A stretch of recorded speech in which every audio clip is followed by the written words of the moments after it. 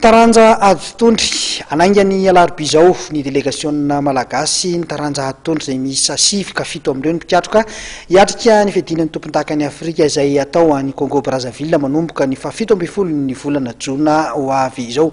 Hoentina aminao anatin'ity fahadiadiana ity ny fampahafantarana ireo délégation hiatrika izany faninanana izany.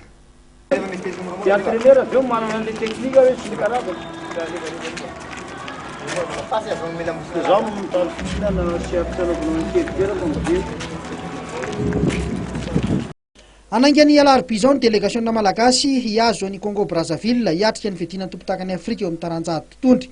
7 no mandrafitra ny délégation ka ny 7 amin'ireo no mpiatroka. Augustin Félix no mpanazatra ary Andriamatoa Zézé Bosco filohevitra ny fédération no mitarika ny délégation. Muratine moins de 48 kg, métropole en Alamanga. Manta club en Cospien moins 60 kg en Alamanga. Tony Haute Massiatre 49 kg, club académie. Marco Jérôme académie 501 catégorie 52 kg Tamatave. Matunga Cédric club académie Tamatave catégorie 64 kg. Aimé en Alamanga moins de 56 kg. Cosfa en Alamanga. Sulay moins de 60 kg club Cosfa en Alamanga. Voniny izahay ireo mpanao Adtondry hiatrika ity faninanana ity. Say boxera fitomenadamo zany no solotena voatsonga hiaro ny voninahitsy ny firenetsika amin'ny champion d'Afrique iatsiana ny Congo Brazzaville.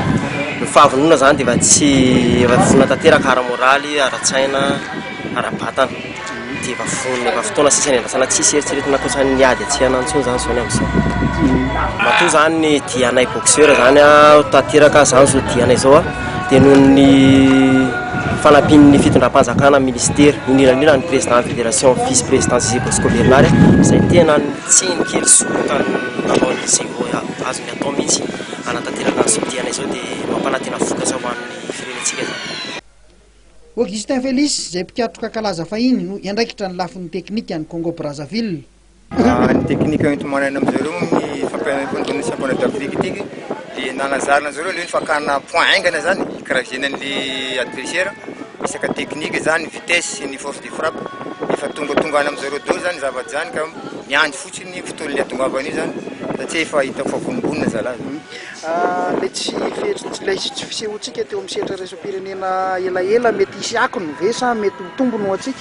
Ataoko hoe misy akony kely nefa ezaka zany napiakatra an'le niveaun'le boxeur tsy efa tsy ampy le compétition internationale zareo fa tsy misy nanomboka maromaro taona tsy navatsika championnat internationaux nefa mataoko mampanazatra tsy manavao na fitondrany boxeur tsy efa hitahitako le paipaika zareo africain dia nizana zany hoe nampitombona le niveaun zareo. Amin'ny 17 Jona izao moa no anomboka ny faninanana any Congo. Araka ny fantatra dia ho avy hiatrika ity faninanana ity avokoa ireo kalaza rehetra aty Afrika.